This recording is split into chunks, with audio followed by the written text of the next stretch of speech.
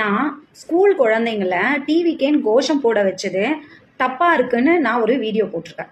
உடனே அதை பத்தி பேசலாம். ஆமா அது தப்பு இல்ல சரி, உங்களோட கருத்து என்னவோ அதை சொல்லிட்டு போலாம்.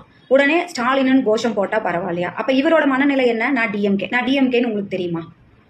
டிவிகேவை பத்தி ஒரு குற்றச்சாட்டு வச்சா உடனே டிஎம்கே பத்தி ஒரு குற்றச்சாட்டு வச்சா உடனே தற்குறி.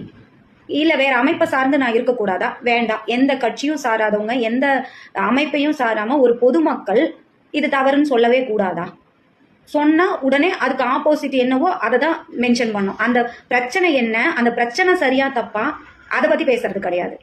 எந்த கட்சியா இருந்தாலும் குழந்தைங்களை அரசியல் நிகழ்ச்சிக்கு பயன்படுத்தினா அது தப்பு தான். எந்த கட்சியா இருந்தாலும் பெண்களை ஆபாசமாவும் இழிவாகவும் பேசுனா தப்பு தான்.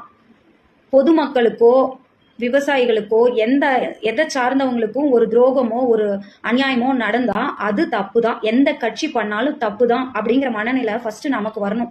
நான் டிவிகேவா, அது எது பண்ணாலும் சரி. நான் டிஎம்கேவா, அது எது பண்ணாலும் சரி. நான் மற்ற வேற எந்த கட்சியோ அமைப்போவா, என்னோட கட்சி எது பண்ணாலும் அது சரி. இந்த மனநிலை நமக்கு எப்போ மாறுதோ அப்பதான் யாரும் தமிழ்நாட்டு மக்களை எதுவும் பண்ண மாட்டாங்க. ஒரு பயம் இருக்கும். இங்க அப்படி இல்லையே. மக்கள் எப்ப தப்பு தலைவன் பண்ணாலும் சரி, சாமானியன் பண்ணாலும் சரி, தப்பு தான் அப்படிங்கிற மனநிலை வருதோ அப்பதான் அரசியலும் மாறும், அரசியல்வாதிகளும் மாறுவாங்க.